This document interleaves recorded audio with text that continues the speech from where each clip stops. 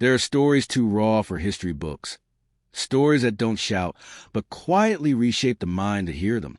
One of those stories begins in the late 19th century, between a philosopher searching for meaning and a woman who refused to belong to anyone. His name was Friedrich Nietzsche. Her name was Lou Andreas-Salomé. When they met in 1882, it wasn't just an encounter.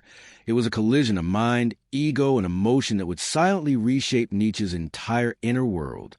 To Nietzsche, Lou felt like revelation itself.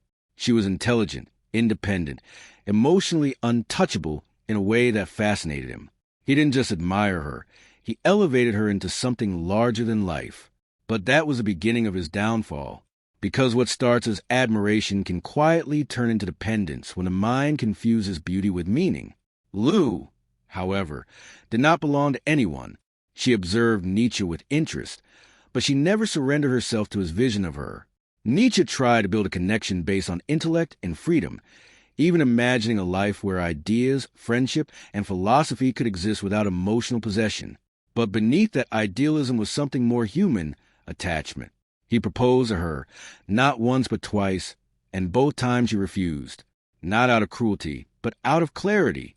She did not want to become someone's meaning, and that refusal quietly shattered him. What hurt Nietzsche was not rejection alone, but the realization that the freedom he spoke about so often was far harder to live than to think. He had written about strength, independence, and self-overcoming, yet he found himself emotionally entangled, seeking something he believed he had already transcended. In Lou, he saw both a mirror and a wound. She reflected his ideals back at him, but also exposed his dependence on validation. After she left, Nietzsche withdrew into solitude. Mountains became his refuge, silence his teacher. In that isolation, something inside him began to shift. He started to see that love, when mixed with possession, turns into weakness. Not because love itself is weak, but because dependence distorts it. When you need someone to complete you, you slowly lose yourself trying to hold on to them. From that pain came clarity.